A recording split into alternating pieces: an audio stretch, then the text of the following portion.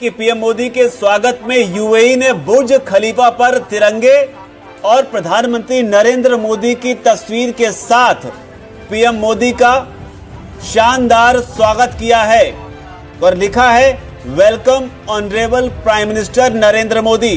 एक इस्लामिक देश है यूएई। बुर्ज खलीफा जो है वो इस वक्त welcome to honourable prime minister Narendra Modi की जो तस्वीरें वो चला रहा है, इंडिया का झंडा वहाँ पे चला रहा है। नॉर्मली ऐसे बड़ा कम होता है कि किसी मुल्क का जो वजीर आज़म जाए। एक तरफ तो आपको पता है कि भारत के वजीर आज़म जो हैं वो यूएई में इंडिया का मुस्तकबिल डिसाइड कर रहे हैं। वही में मोदी की गूंज सुनाई दे रही, क्योंकि जिस तरीके से वहां पे आओ भगत के लिए खुद पीएम मोदी को वहां पर रिसीव करने के लिए लोगों की मौजूदगी है। पीएम मोदी ने भी वहां के राष्ट्र प्रमुख के कंधे पर हाथ रखकर जिस तरीके से गर्मजोशी, उसका माशी कलाउट, उसकी डायस्पोरा का असर रसूख, वो सब कुछ बढ़ चुका है। तो वो इंडियन कलर आपको अमेरिकी पॉलिसी में झलकने लगा है। मतलब ऐसा हुआ कि उसमें ये पाकिस्तान को कहा गया है कि आप ये हरकतें छोड़ दें, जो आप एक्सपोर्ट कर रहे हैं टेररिज्म, उसको आप बंद करें। और उसमें इशारा दिया गया जो हमारी जिहादी तंजीमें हैं।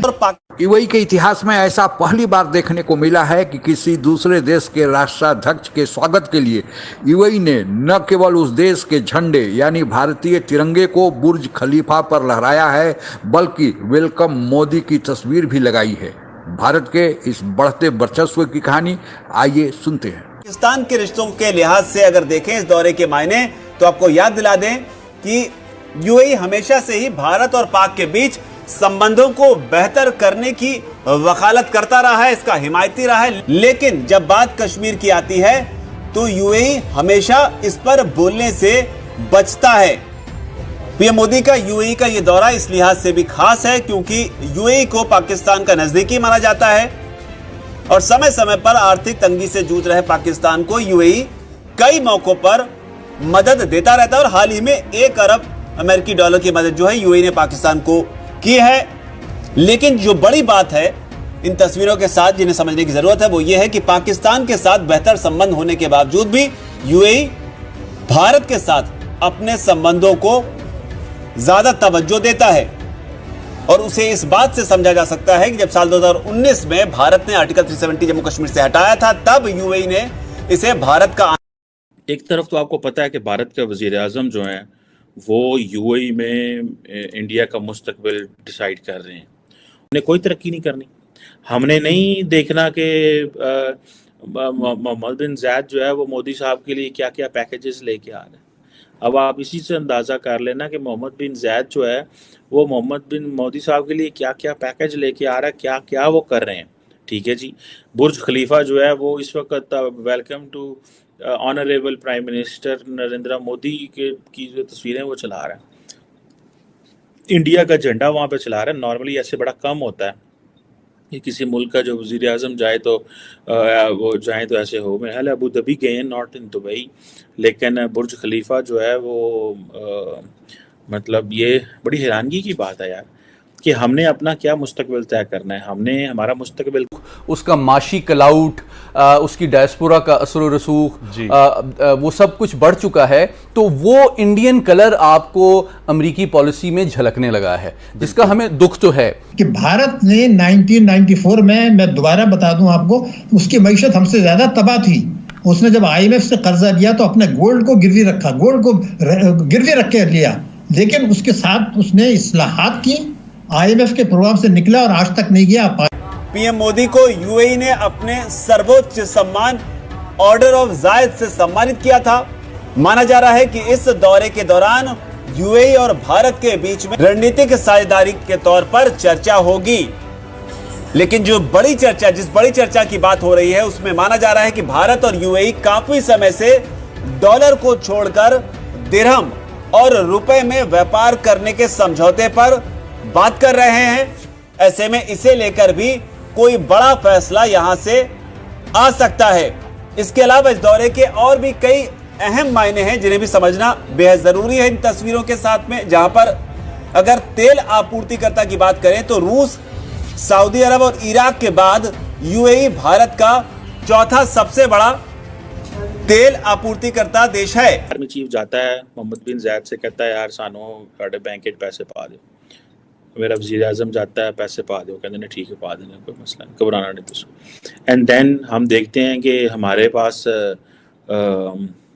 हमारे जो खाने के मसाइल हैं वो तो हैं ही हैं।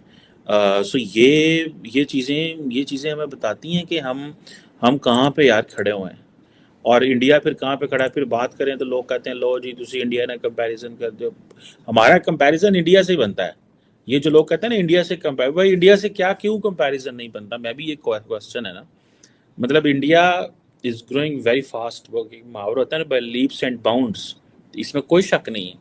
लेकिन वो हमारे साथ आज़ाद हुए, हमको ये सोमालिया के नाल पाकिस्तान का कंपैरिजन तो नहीं होना, जारी बात है इंडिया से कंपैरिजन होना है। और हमने अभी तक we maintain that parity with India. तब ऐसा हुआ कि उसमें ये पाकिस्तान को कहा गया है कि आप ये हरकतें छोड़ दें, जो आप एक्सपोर्ट कर रहे हैं टेररिज्म, उसको आप बंद करें। और उसमें इशारा दिया गया जो हमारी जहादी तंजीमें हैं जो पाकिस्तान में कोई जुर्म नहीं कर रहे हैं, उनका नाम भी दिया गया है। दूसरा ये कहा गया है, इशारा दिया गया FATF को, जरा मनी लॉन्ड्रिंग को तो देख लें आप, टेरर फाइनेंसिंग को तो देख लें। आपको याद होगा मैंने पिछले प्रोग्राम में कहा था कि 2024 में FATF जो है वो एक्टिव होगा पाकिस्तान के खिलाफ, क्योंकि आप तो खुद कह रहे हैं हम मनी लॉन्ड्रिंग कर रहे हैं, क्योंकि आप हुंडी हवाले के जरिए इंपोर्टर्स को। पहले इस्लामिक देशों के साथ पाकिस्तान के संबंध अच्छे रहे हैं और इसी अपने संबंधों का फायदा उठाकर भारत को उन इस्लामिक देशों के साथ अपने संबंध सुधारने में बड़ी मेहनत करनी पड़ती थी। यहाँ तक कि बहुत सारे देशों के साथ तो भारत के राजनयिक संबंध भी नहीं थे। लेकिन जब से प्रधानमंत्री मोदी ने अपना पदभार संभाला और लुक ईस्ट की पॉलिसी अपनाई, तब से पाकिस्तान ही हाशिए पर चला गया, दरकिनार हो गया और भारत का ही वर्चस्व इस्लामिक देशों में बढ़ गया। और यही कारण है कि जब भारत ने जम्मू कश्मीर का विशेष दर्जा समाप्त किया, तब पाकिस्तान ने बड़ी छटपटाहट की, बड़ी हाथ पाव मारने की कोशिश की, लेकिन इक्का दुक्का तुर्की और मलेशिया जैसे घटिया देशों को छोड़कर किसी ने भी पाकिस्तान का साथ नहीं दिया। और इसके पीछे न केवल भारत और इस्लामिक देशों के बढ़ते संबंधों का आधार है, बल्कि भारत ने उन देशों के साथ मिलकर जो व्यापार और ट्रेड की पॉलिसी शुरू की है, वही सबसे ज़्यादा कारगर हुआ है। क्योंकि इस्लामी देश ज़्यादातर धनी इस बात से हुए कि वहाँ पर तेल और गैस के भंडार मिल गए, लेकिन उन लोगों को पता है कि इस तेल और गैस का भंडार सीमित है और अगले आने वाले 20 से 30 सालों में अगर ये भंडार ख़त्म होते हैं तो फिर इन इस्लामी देशों का जो आज तेल और गैस के बल पर धनी बने हुए हैं उनका क्या होगा।